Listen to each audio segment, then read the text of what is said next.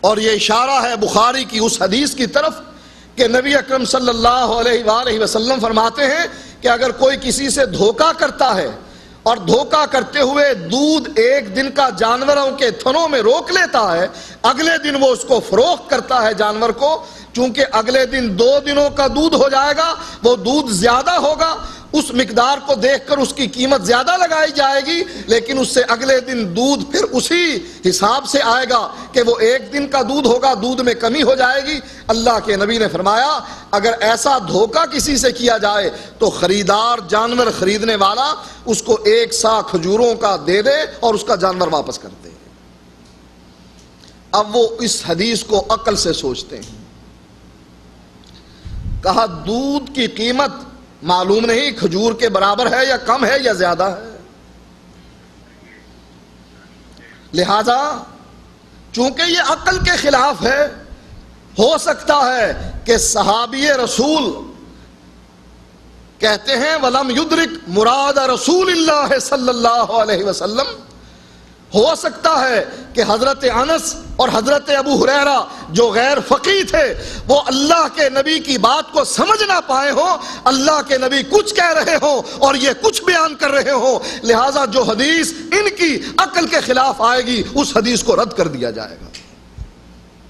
سارے دین کا بیڑا غرق ہو کر رہ جاتا ہے اگر یہ کہہ دیا جائے کہ اللہ کے نبی کچھ فرما رہے ہیں اور صحابی کچھ بیان کر رہے ہیں۔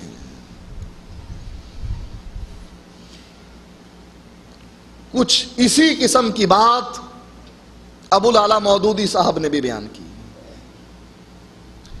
کہا تمہارے نزدیک معیار بخاری اور مسلم ہے، راوی کی ثقافت ہے، سند کا صحیح ہونا ہے، لیکن میرے نزدیک راوی کی ثقافت، حدیث کی صحت یہ کوئی دلیل نہیں ہے، اس لیے کہ ہو سکتا ہے اللہ کے نبی کچھ بیان کر رہے ہوں اور سننے والا صحابی اس کو سمجھ نہ پایا ہو اور وہ کچھ اور بیان کر رہا ہو۔ کیا نعوذ باللہ نبی کے شاگرد اتنے کم عقل تھے کہ استاد کچھ کہہ رہا ہے اور شاگرد کچھ سمجھ رہا ہے۔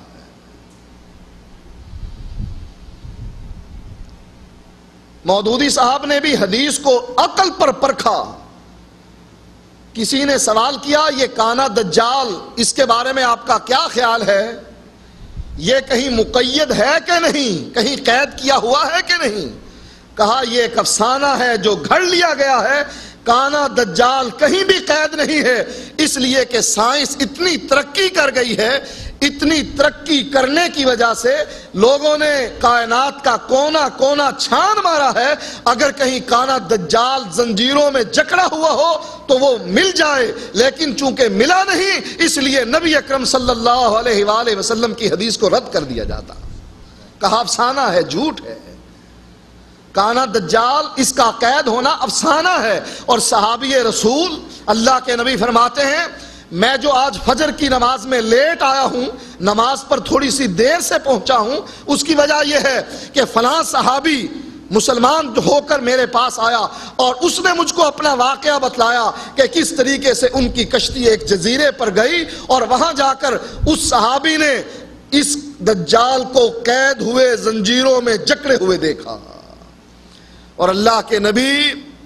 اس شہادت کے بعد، اس گواہی کے بعد خوش بھی تھے، مسکرا رہے تھے۔ آپ چونکہ اس سے پہلے دجال کے بارے میں اپنی امت کو باخبر کر چکے تھے اور یہ شہادت تھی اس صحابی کی کہ میں اپنی آنکھوں سے دیکھ کر آ رہا ہوں۔ صحابی کہہ رہا ہے میں دیکھ کر آ رہا ہوں، اللہ کے نبی تصدیق کر رہے ہیں، صحابہ کی جماعت بیٹھی ہوئی ہے اور ہم نے اللہ کے نبی کی اس حدیث کو افسانہ قرار دیا ہے کہ یہ جھوٹ ہے، کہیں بھی کانا دجال قید نہیں ہے، اس لیے کہ ہماری آنکھیں اس کو پا نہیں سکی۔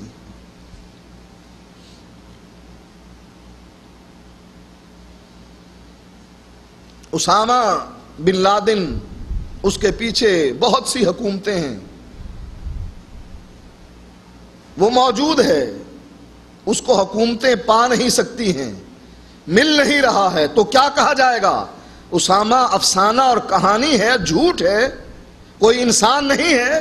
یا یہ کہا جائے گا کہ ہماری نظریں اس کو دیکھ نہیں پا رہی؟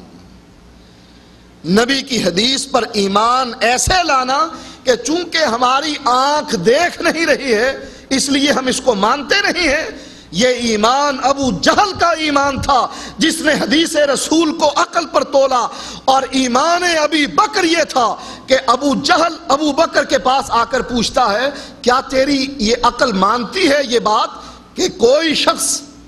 یہاں سے آسمان پر گیا ہو، جنت اور دوزخ کو دیکھا ہو اور رات کی انہی گھڑیوں میں دنیا میں واپس بھی آ گیا ہو؟ کہا یہ بات عقل نہیں مانتی ہے، یہ بات عقل نہیں مانتی ہے کہ ایک آدمی آسمان پر چلا جائے، اتنا فاصلہ طے کر کے جنت اور دوزخ کی سیر کرے، رب سے ہم کلام ہو اور رات کی انہی گھڑیوں میں واپس آ جائے، عقل نہیں مانتی ہے۔ ابو جہل کہنے لگا پھر یہ بات کہنے والا تیرا آقا محمد الرسول اللہ ہے۔ ابو بکر صدیق پوچھنے لگے ابو جہل کیا تو نے یہ بات میرے آقا کی زبان سے سنی ہے؟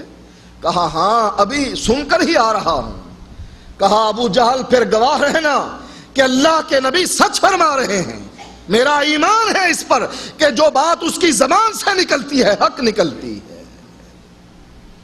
افسانہ اور کہانی نہیں، عقل کے خلاف ہے۔ اس وقت راکٹ کا زمانہ نہیں تھا، آج تو سائنسی دور ترقی کر گیا ہے، راکٹ زمین سے فضا میں اڑتا ہے اور آسمان کو فضاؤں کو چیرتے ہوئے اوپر تک جاتا ہے، کوئی چاند پر جانے کا دعویٰ کر رہا ہے اور کوئی سورج کے قریب پہنچ رہا ہے۔ اس وقت راکٹ اور جہاز کا زمانہ نہیں تھا، عقل میں بات آتی بھی نہیں تھی کہ کوئی آدمی اڑ کر جائے، پر نہیں لگے ہوئے تھے۔ ابو جہل نے نبی کی حدیث کو عقل پر تولا اور ابو بکر صدیق نے اس کو ایمان پر تولا، کیونکہ نبی کی بات ہے اس لیے میں گواہی دیتا ہوں کہ اللہ کے نبی سچ فرماتے ہیں۔ افسانہ اور کہانی کہاں؟ حضرت ابو ہریرہ، یہ نہیں کہ حضرت ابو ہریرہ اور حضرت انس سے دشمنی کی گئی، صرف یہ نہیں کہ حضرت ابو ہریرہ اور حضرت انس سے دشمنی کی گئی بلکہ حدیث رسول سے دشمنی کی گئی۔ رد حضرت ابو ہریرہ اور حضرت انس کا نہیں، یہ تو کہہ دیا کہ یہ غیر فقیہ ہے، جیسے حضرت معاویہ کو جاہل قرار دیا ان لوگوں نے، یہ تو علیحدہ بات ہے، لیکن اگر تم نے ان کو غیر فقیہ بھی قرار دیا ہے یہ تو سوچو کہ رد کس کو کر رہے ہو۔ کہا رد ہم اللہ کے نبی کی حدیث کو کر رہے ہیں کہ نبی کی حدیث صحیح سند سے ہو اس کو بھی رد کر دیا جائے۔ مودودی صاحب فرماتے ہیں کہ تمہارا معیار راویوں کی ثقافت ہے، سند کا صحیح ہونا ہے، لیکن ہمارا معیار اس سے مختلف ہے۔ ایک مزاج شناس رسول کی اصطلاح گھڑی ہے مودودی صاحب نے، کہا جو مزاج شناس رسول ہوا کرتا ہے وہ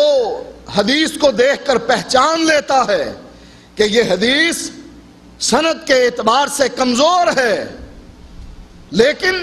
چونکہ میرے مزاج میں یہ آ رہی ہے، میں مزاج شناس رسول ہوں، مجھ کو پتہ لگ گیا ہے کہ واقعی یہ فرمان اللہ کے نبی کا ہی فرمان ہے، چاہے حدیث ضعیف اور چاہے حدیث صحیح ہو، لیکن مزاج شناس رسول میں نہ آئی، اس سے مطابقت اس کی نہ ہوئی، کہا جائے